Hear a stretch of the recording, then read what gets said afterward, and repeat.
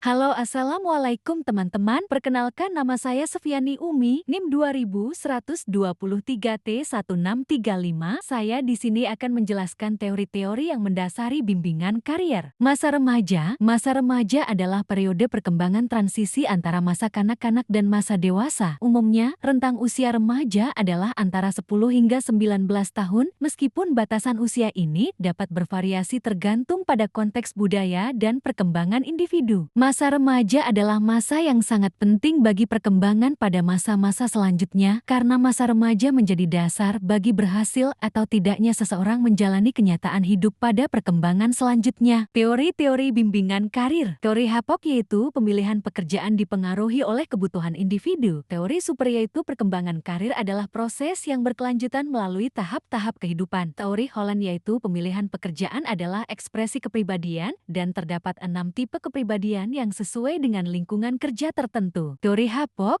menekankan bahwa pemilihan pekerjaan dilakukan untuk memenuhi kebutuhan individu. Kebutuhan fisik dan psikologis seseorang mempengaruhi jenis pekerjaan yang dipilih. Individu cenderung memilih pekerjaan yang mereka sukai dan yakini dapat memenuhi kebutuhan mereka. Pemahaman tentang diri sendiri dan informasi tentang pekerjaan sangat penting dalam proses pemilihan karir. Kepuasan kerja berkaitan dengan sejauh mana pekerjaan tersebut dapat memenuhi kebutuhan individu, baik saat ini maupun di masa depan. Pemilihan pekerjaan dapat berubah seiring waktu jika individu merasa perubahan tersebut akan lebih memenuhi kebutuhan mereka. Pemikiran HAPOK, pekerjaan dipilih dengan maksud untuk memenuhi kebutuhan. Jabatan yang dipilih adalah jabatan yang disukai. Segala kebutuhan dapat diamati secara jelas atau hanya dirasakan secara samar-samar. Yang keduanya ini berpengaruh di dalam pemilihan jabatan. Pemilihan jabatan akan menjadi lebih baik apabila lebih mampu memperkirakan bagaimana baiknya jabatan yang akan datang itu akan memenuhi kebutuhan. Informasi mengenai diri sendiri berpengaruh terhadap pemilihan jabatan karena informasi itu membantu menyadari apa yang diinginkan dan membantu di dalam antisipasi. Informasi mengenai jabatan akan membantu dalam pemilihan jabatan karena informasi tersebut membantu dalam menemukan apakah pekerjaan-pekerjaan itu dapat memenuhi kebutuhan. Teori super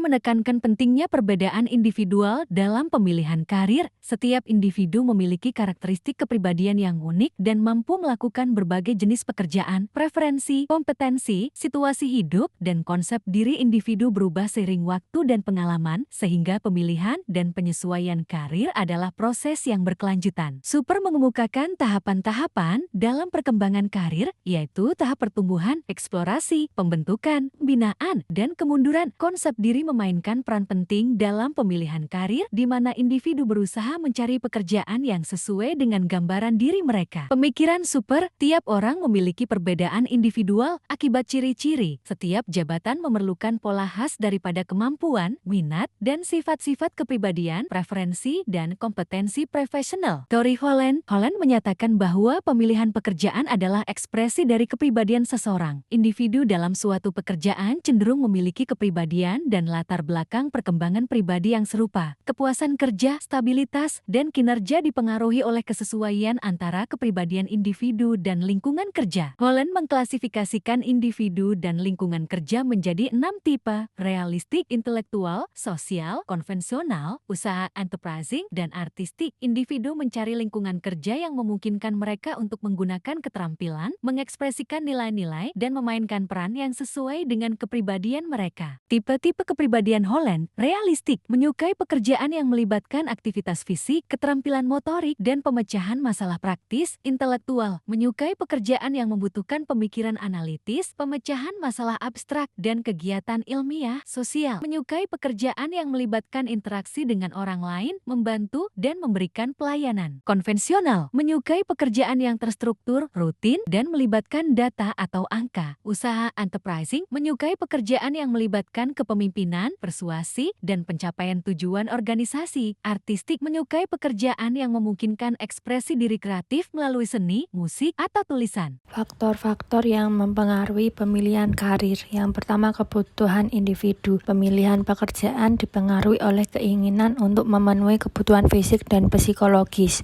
2. Kepribadian. Karakteristik kepribadian individu memainkan peran dalam menentukan jenis pekerjaan yang diminati. Pengalaman masa lalu dan keluarga. Pengalaman di masa kecil dan hubungan dengan orang tua dapat mempengaruhi orientasi dan pilihan karir. Faktor-faktor yang mempengaruhi pemilihan karir: kesempatan dan informasi, ketersediaan kesempatan kerja dan informasi yang akurat tentang berbagai jenis pekerjaan mempengaruhi pilihan karir. Perkembangan diri dan konsep diri, pemahaman tentang diri sendiri, termasuk minat, kemampuan, dan nilai-nilai serta gambaran diri individu mempengaruhi pilihan karir. Metode-metode bimbingan karir yaitu metode psikodinamik, metode behavioral, metode kognitif, metode transidental, metode developmental career counseling. Tipe-tipe penyuluhan karir: penyuluhan yang memberikan informasi, penyuluhan yang memusatkan pada keterampilan keputusan, penyuluhan yang memandang karir sebagai proses, penyuluhan yang mengembangkan kecakapan individu. Peran orang tua dalam bimbingan karir. Orang tua memiliki peran penting dalam bimbingan karir, yaitu dapat memberikan bantuan dalam menganalisis minat dan kemampuan anak, memberikan informasi tentang dunia kerja, dan mendukung pengambilan keputusan karir. Peran utama orang tua: membangun komunikasi yang baik dengan sekolah, memberikan kesempatan untuk bekerja dan bertanggung jawab, memberikan kesempatan untuk mengambil keputusan, menjadi model peran positif, memanfaatkan jaringan dan sumber daya, membantu perencanaan pendidikan dan keuangan, mendiskusikan nilai-nilai pekerjaan, memberikan informasi tentang dunia kerja, menganalisis minat, kemampuan, dan keterbatasan anak. Penggunaan tes psikologis. Tes psikologis dapat digunakan sebagai alat ukur dalam bimbingan karir, tetapi harus digunakan oleh orang yang kompeten. Tes psikologis ini mencakup banyak sekali macam-macam jenisnya,